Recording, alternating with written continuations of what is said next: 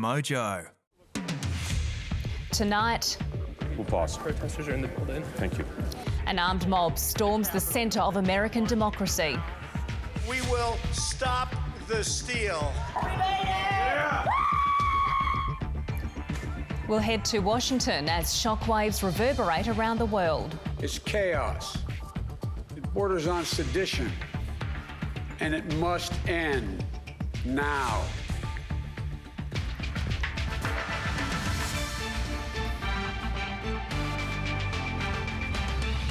Also tonight, Australia's coronavirus vaccine schedule brought forward, and we'll check on Adelaide's COVID-safe music festival.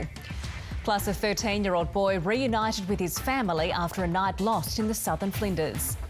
I didn't want to let him go, and I won't let him go for a little while yet.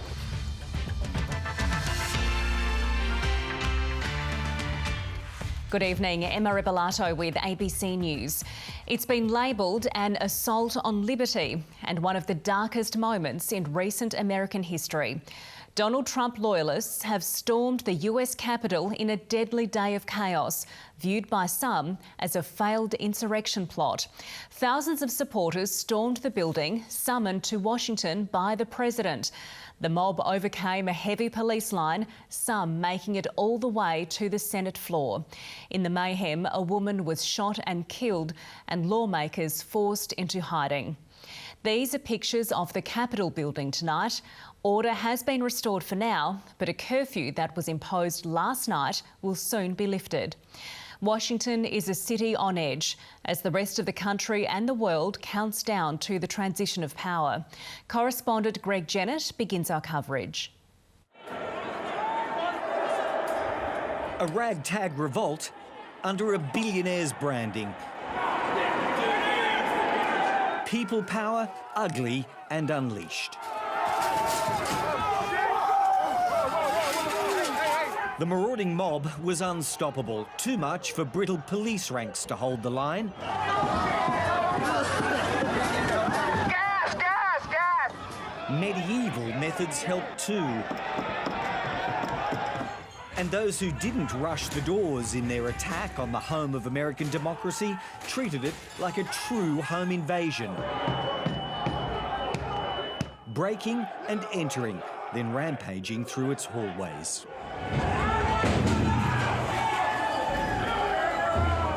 This was their Occupy Washington moment. Dozens, some of them illegally armed, pushed deeper into hallowed chambers. The Capitol's own police, cowed by the invaders, were the last line of defence, and that line crumpled and collapsed too. Total disorder in the House. They want us down. Stunned politicians were now captive to the chaos. We were just told that there has been tear gas in the rotunda, and we're being instructed to each of us get gas masks that are under our seats. The point of their work, to certify the next US president, was quickly abandoned in a capitulation to the horde on their floor and in their seats. They eventually shut down, locked down and left. Right now, I am sheltered in place in my office because we have protesters who have stormed the Capitol. Mr. President, you have got to stop this. Unchallenged and free to roam, the iconoclasts made themselves at home, leaving a chilling note in the office of House Speaker Nancy Pelosi.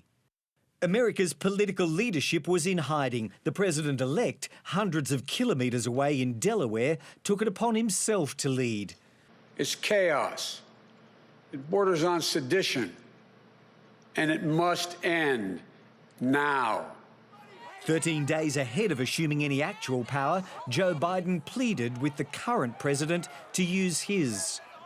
I call on President Trump to go on national television now to fulfill his oath and defend the Constitution and demand an end to this siege.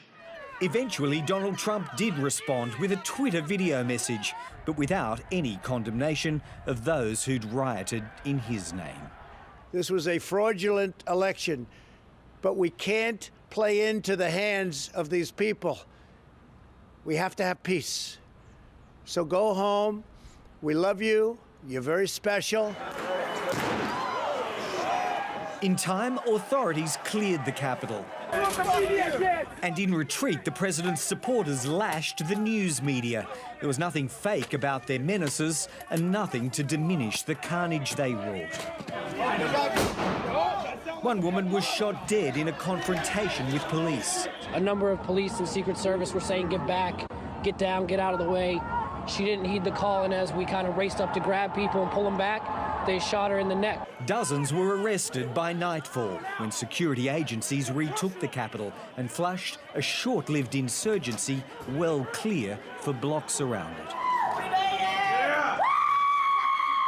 This assault on democracy was brutal and bruising. Those who inflicted it have now, for the most part, melted away. But the stain they've left in Washington, D.C. may well be an enduring one. It has brought words of unity and healing by some within Congress, surely unheard and certainly not believed by the angry mob here today. The Senate will come to order. Among the many losses and the damage to be tallied, this is an almost tragic one. We condemn the violence that took place here in the strongest possible terms. A loyal vice president in Mike Pence has been publicly spurned by Donald Trump simply because he wouldn't do the president's bidding and flip votes to him against the will of the people. This mob was in good part President Trump's doing, incited by his words, his lies. Now we're going to finish exactly what we started. The American people deserve nothing less. The will of the people is the beacon in this seat of American power. It flickers still, but dimly tonight. And correspondent Greg Jennett joins us now from the Capitol. Greg, order has been restored. What's happening there at the moment?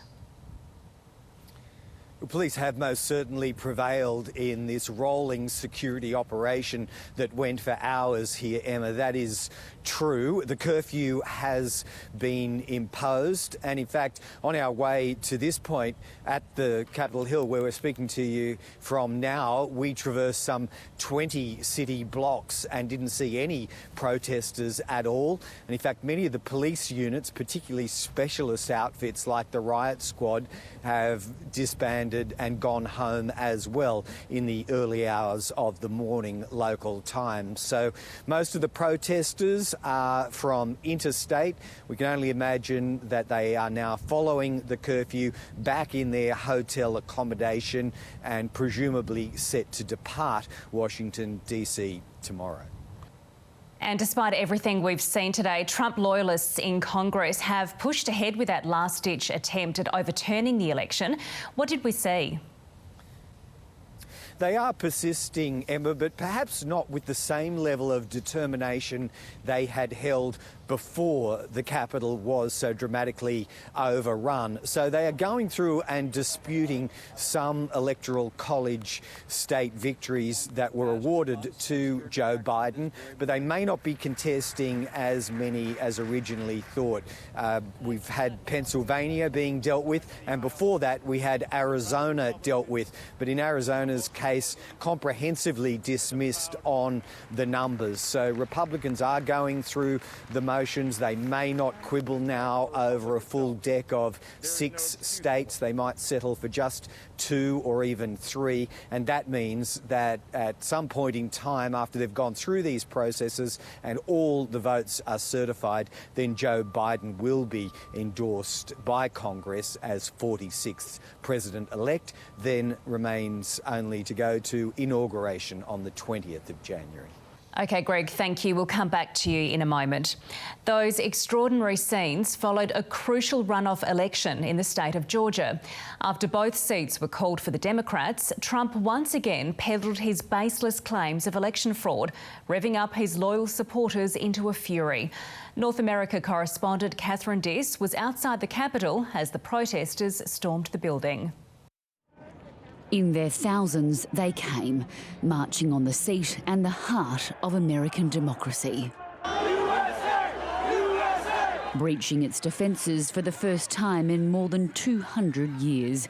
It was British troops who carried out that attack, this time citizens, incited by their sitting president.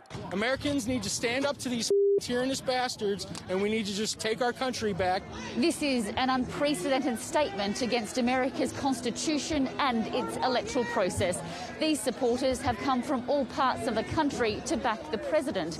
And even once calm is restored to the capital, it's clear this movement isn't going anywhere.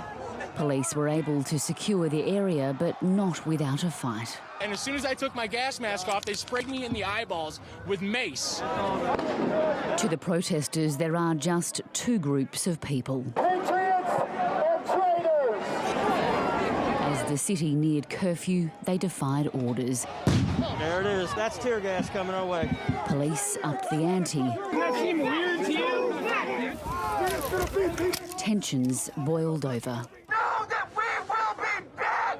Well, this was an extraordinary moment. We've just witnessed police push the protesters down and form this line, this barrier around the Capitol grounds. There was violence, there was chaos, but they appeared to have achieved what they wanted, reclaiming the Capitol grounds. Moved on, but remaining loyal to the cause and their leader, Donald Trump. I just can't see, Trump losing when he has this kind of popularity. He'd revved up his base earlier in the day. We will never give up. We will never concede. It doesn't happen.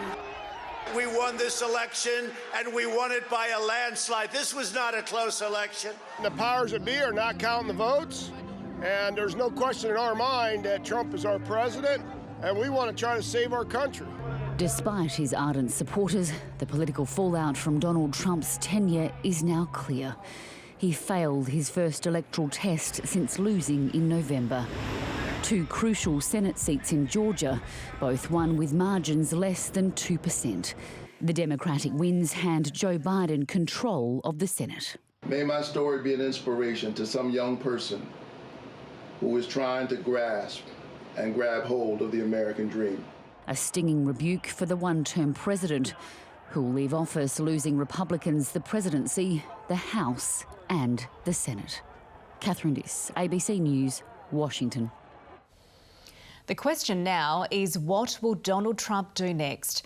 In 2 weeks' time, he will no longer be president, but there are fears that the violence we saw today could be repeated before the fortnight is out.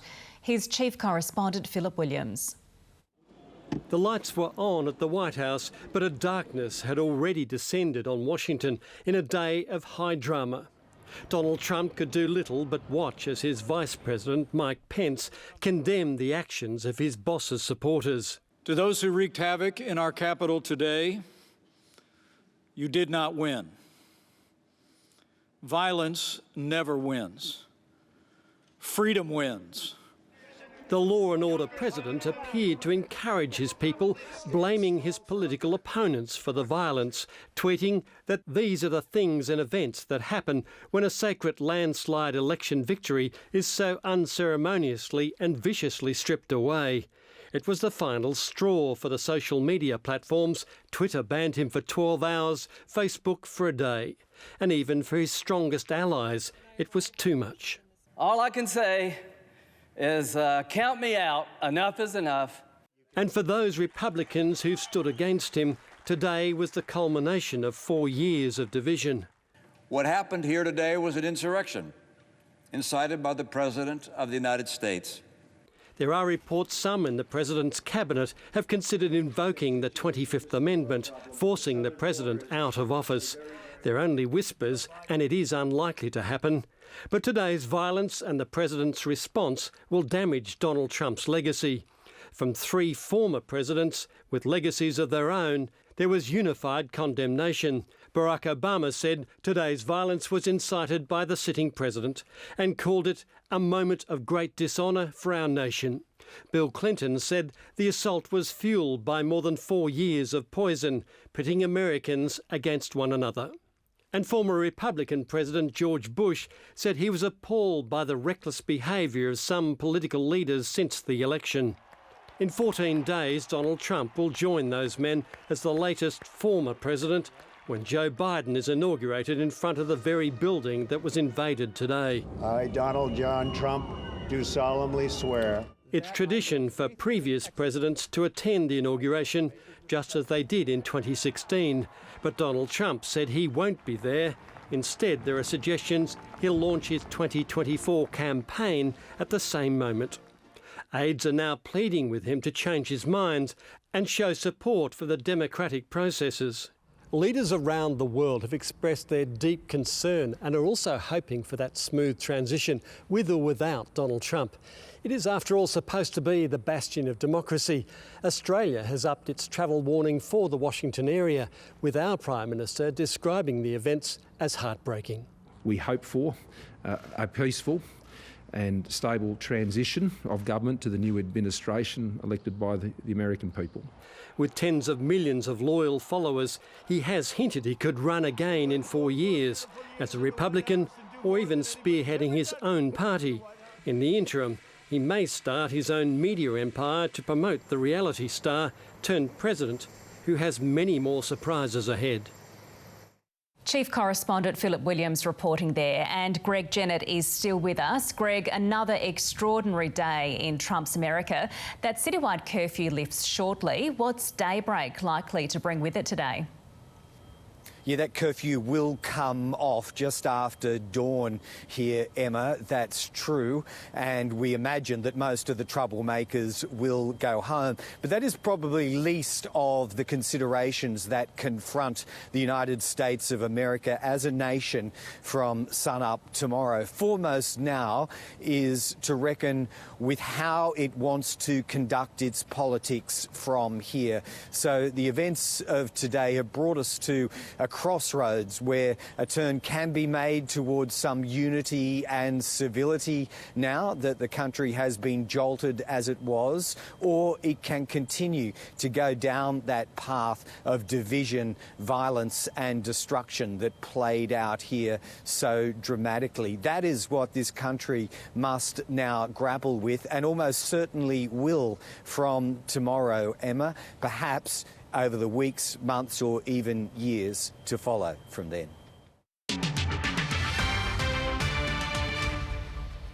On to other news now, and Australia's first COVID-19 vaccinations are now expected to begin next month, with health officials confident they can be administered safely and effectively. Andrew Green reports from Canberra. With National Cabinet urgently recalled tomorrow, the good news is out today. We'll be able to commence vaccinations of high priority groups in mid to late February. For weeks, the government's insisted Australia's COVID-19 vaccine program wouldn't begin until March. Now, health officials believe formal approvals can be brought forward. What used to take several months is being done in days and weeks, but without any compromise. From next month, the Pfizer-BioNTech jab will be given to at-risk workers such as airline staff and quarantine officials, as well as doctors, nurses, aged and disability carers and residents. And it should be rolled out as soon as possible. It's good the Prime Minister has reluctantly agreed to this. The government's hoping 80,000 Australians will receive a dose in the first week, with injections gradually ramping up so that 4 million could be vaccinated by the end of March. Approval for a second product, AstraZeneca, is likely to come next month. Tomorrow, premiers and chief ministers have been invited to an urgent meeting of National Cabinet, which will focus on a new highly contagious strain of COVID-19 that's spreading rapidly across the United Kingdom.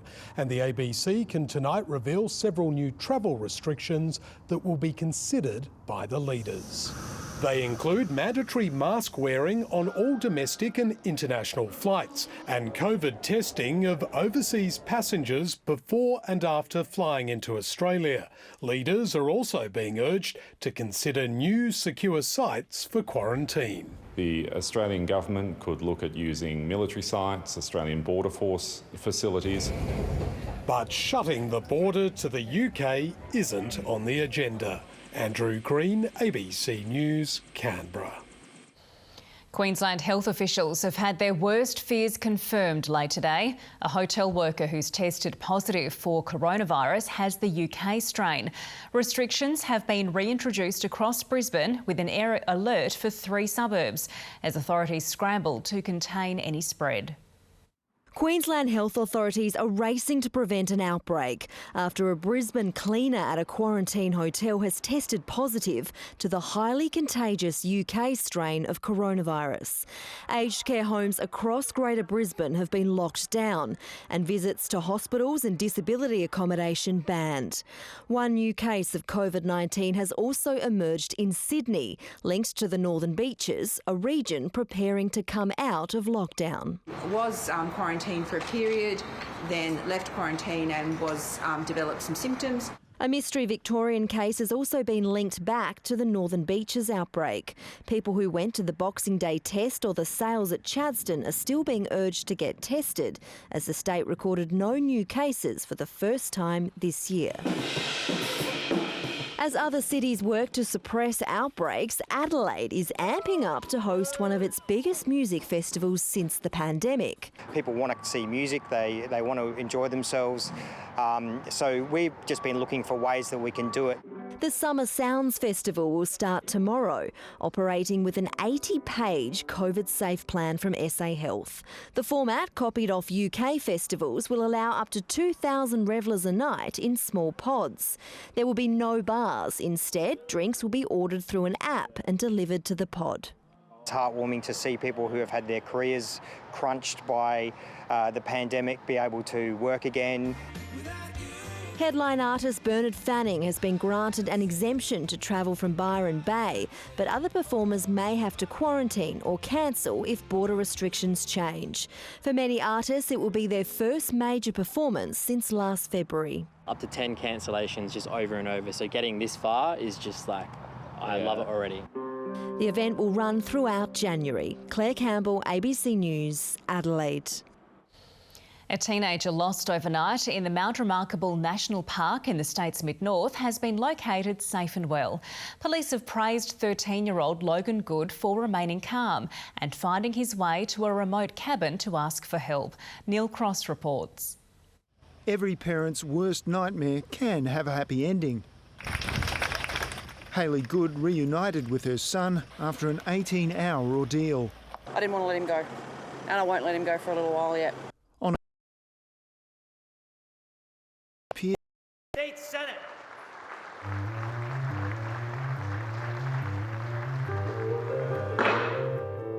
We will never give up, we will never concede, and we're going to have to fight much harder, and Mike Pence is going to have to come through for us, and if he doesn't, that will be a sad day for our country. I know that everyone here will soon be marching over to the Capitol building. Let's have trial by combat. It's America, baby. Woo! This election were overturned by mere allegations from the losing side, our democracy would enter a death spiral. Backstop these patriots!